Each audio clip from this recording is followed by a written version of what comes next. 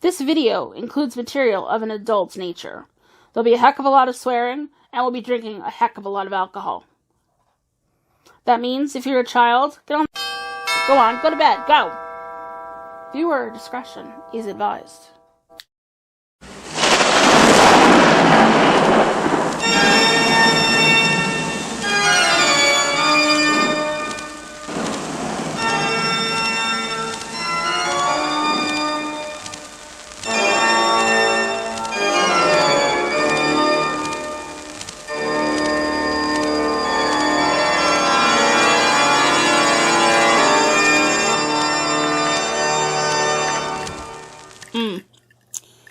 This is a great drink. Ginger, Japanese whiskey. This is refreshing and the perfect drink to enjoy some manga. In fact, some horror manga. And what better to try than horror manga by Junji Ito?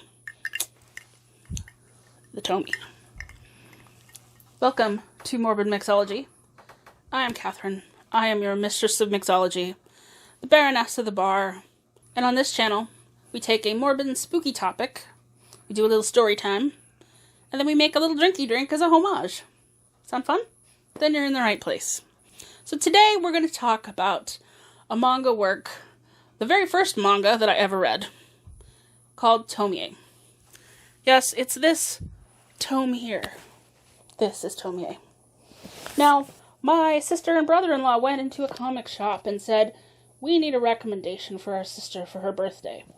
And I don't know what descriptors they may have given the comic book store to come up with this, but I am a little concerned because it was basically spot on. So, kids, if you ever are trying to find something to read, go to your comic book store. They will give great recommendations.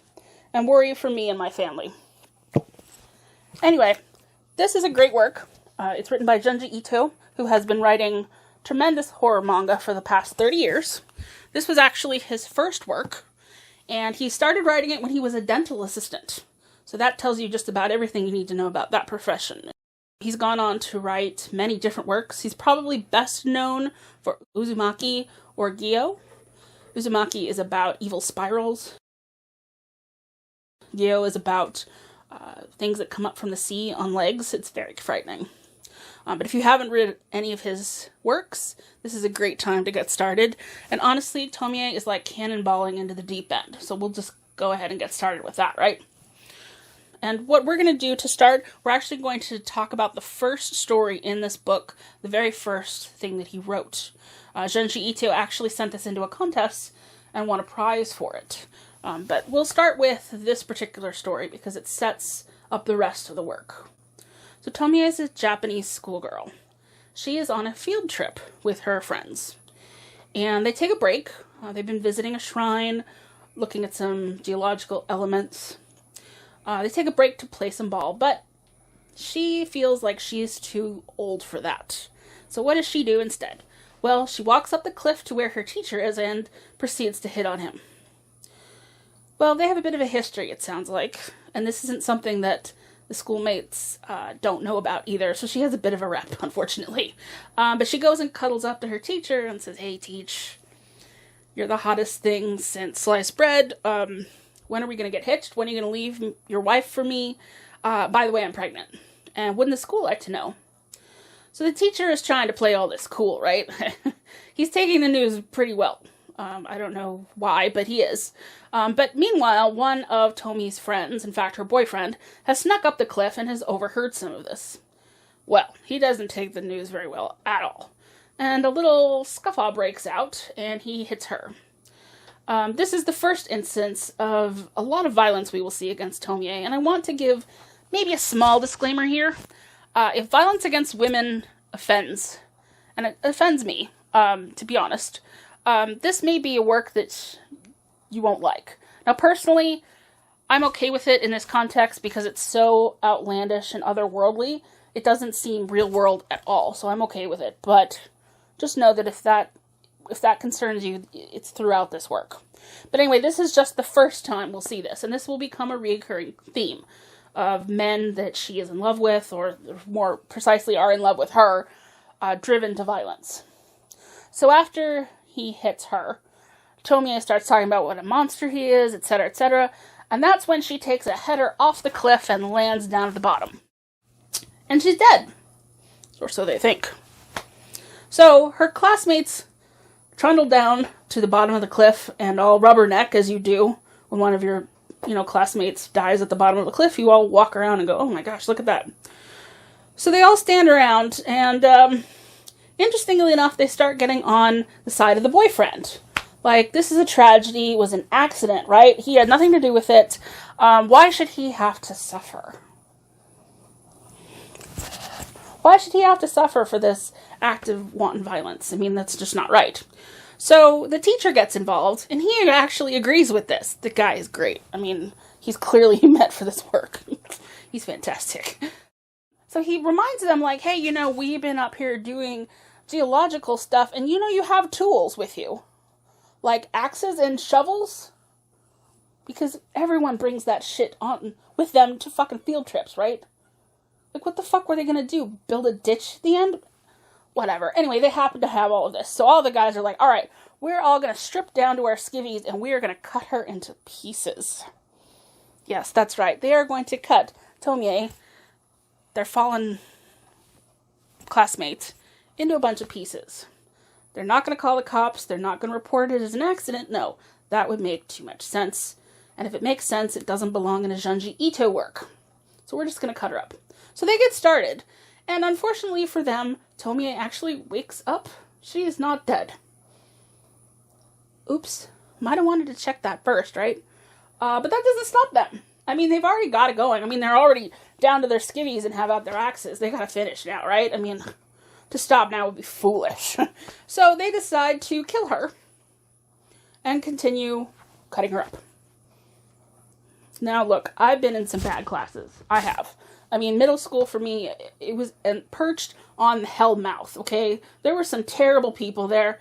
I would like to think they weren't so bad that they would have cut me into pieces, but I'm not going to swear to it. But anyway, this is the best field trip ever, and the best team building exercise, right? The way to get closer together is kill one of the teammates and cut them up. So after they've cut them up, of course, the problem is that they have a bunch of cut up body pieces. And as we all know, you can't just leave that sitting around. So what they do is they parcel it out and they wrap them up into little packages, little brown paper, little string, and they give it a piece to each of the classmates. There are 42 of them. And they are all tasked with getting rid of these body parts. Well, a few days later, they have a funeral for Tomie. Apparently a few of the body parts were discovered. Well done them. And they realize that she's been murdered by someone. They don't know who. They're not, at this point, thinking it had anything to do with the classmates, which is lucky for them. Because they were, of course, the last ones to see her alive, but whatever. So they go through the funeral and they look very sad. Then they all go back to their classroom. The teacher's like, I know this day has been so hard for all of you. Funerals are just the worst, aren't they? I mean, you gotta wear the black and the coffee is never right and it's just a big thing. And then, what happens? In walks Tomie. Hey guys, sorry I'm late. That's when the entire class has to leave to change their pants because they've all shit them. They're all looking at her like, that looks like Tomie, but Tomie is dead. Remember that part about hacking her up?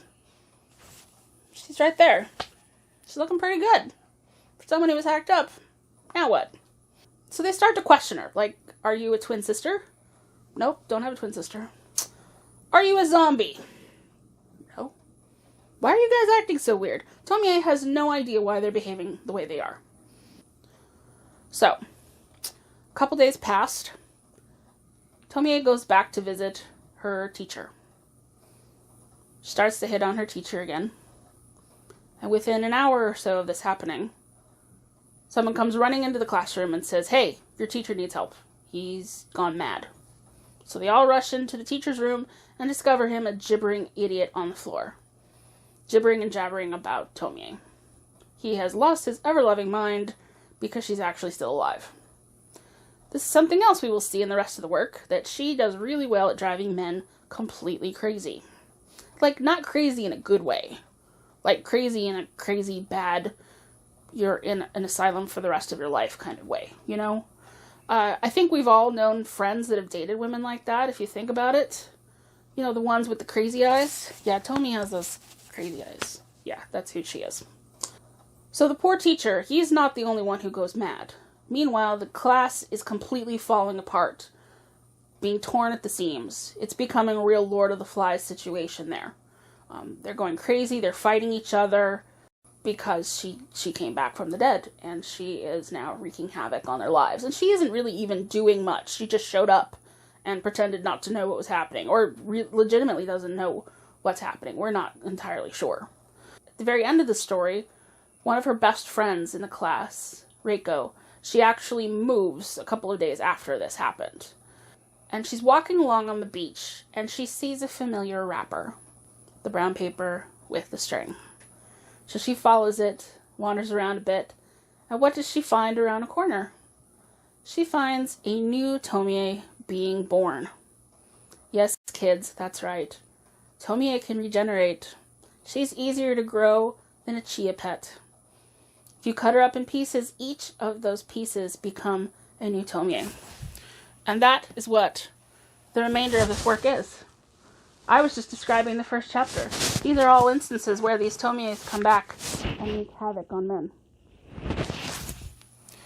Now, it isn't completely 100% clear that in each of those stories, it is one of the original regenerated Tomies from the body parts from the first time she gets chopped up. We're never clear on that. But I think it's kind of implied a little bit that that's what happens. So what do we know about Tomie? A few things. One, yes, if you looking for something to grow, if you're bad with ferns, Tomie is really easy. She grows in just about any situation. Her friend finds her on the beach, but later on, there's a time where one of her boyfriends chops her up, and she starts growing up out of the carpet. So honestly, if you have a brown thumb, consider getting a Tomie if you really want to grow something. Next thing is, she is a femme fatale. Each of these stories are really tales of her driving men to distraction.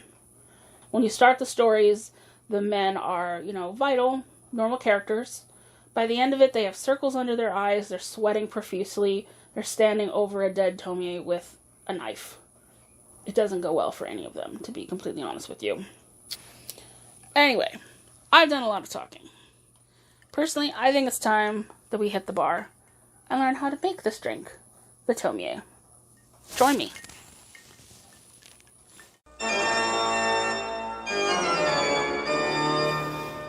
And welcome to the bar, the part you've all been waiting for, the place where the magic happens, where we are going to make our very own Tomie. Now, this drink does require a bit of homework, and I will get to that shortly, but the main ingredient in today's drink is Japanese whiskey. And this Japanese whiskey that I have chosen is Hatozaki. Now, you may look at it and you think, it's clear. Why is that whiskey? That doesn't make any fucking sense. It is whiskey. Just go with me on this. This one is particularly light. It's kind of citrusy. Very nice, neat, or on the rocks, by the way. I learned that the hard way. The previous bottle went very quickly. Just life hack. What's interesting about Japanese whiskey is, they've actually been distilling since the late 1800s. And it's more in character of a Scotch than an actual American whiskey. In fact, they've actually had some distilleries go over to Scotland and learn the art and come back to Japan. And there are several that operate today. But if you go to the store and you look at the Japanese whiskeys, you'll see that some of them look actual whiskey colored and some of them are this lighter color. So, just so you know. We are also going to muddle some mint into this so it will be nice and minty fresh. And now the part that requires a bit of work. The secret ingredient. Yes, this is ginger syrup. And this has to be made at home. Except no substitutes. Alright, so first things first, you have to go to the store and you have to buy ginger. And I would buy a couple of different ones, and they look like this, and they're kind of ugly. And what you're going to do is you're going to have them fight to the death to see which one is more worthy to be in your syrup. Once you've discovered that, you're going to need 4 ounces of it. So be sure you weigh your little winner to be sure he's adequate. Next, you're going to have to peel this little fucker. And that's where the fun starts. I used a knife. It was sharp and kind of fun. He squealed a bit. Then after you peel the little guy, you're going to chop it into little fine pieces parts. Next, you're going to put your ginger pieces in a pot. And in the pot, you're also going to put 1/2 cup of sugar and 1/2 cup of water. Now, you're going to make these little pieces dance. You're going to put it up to boiling. Once it's come up to the boiling point, take it off the heat. Then you will let it sit for the next hour while you cool your heels. Once the hour is over, and you strain it into a nice little jar like this, where it is delicious and pungent. And the longer it sits in your fridge, the stronger it gets. Whew! That'll cure what ails you. So now that your homework is done, let's get to the drink. So first ingredient, we're going to take our Japanese whiskey. We're going to do 2 ounces. Glug, glug, glug. Pour it into our mixing glass. Next, our delicious syrup. We are going to add 1/2 ounce. I wouldn't do any more than that, or you'll clean up your sinuses for good. So be careful.